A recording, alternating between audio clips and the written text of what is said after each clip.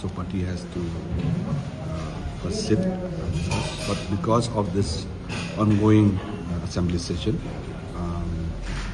therefore we will not be able to fix the day for that meeting.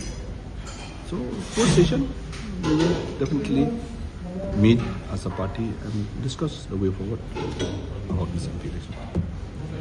So, when is the UDP going to come up with the list of candidates for the Garo Hills District Council? Same thing for that also. So now we're too busy with this. So post session only.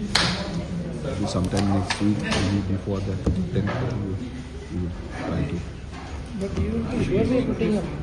That's what I'm saying. We'll meet first and then we will take a decision. So, party is yet to decide whether to contest or not to contest. Yeah, first of all, that is the. But First of all, we have already set as a meeting before the election, before the session.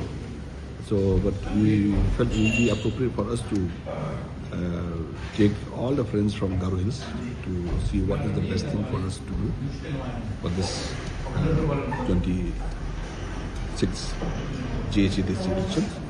So they are meeting as a party leaders from there, from Garo Hills, and with some of the leaders from here. And they're doing some exercise to see how we come up with a decision for contesting the election. So you have constituted or formed a committee comprising of the Garo Hills leaders. yeah. And have they submitted that report? And what does that report indicate? No.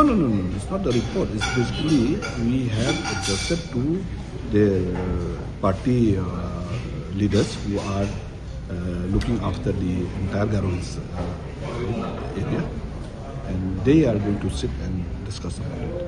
And once the assembly session is over, we will meet together and seek their views and opinions to go ahead or not with the GHC district.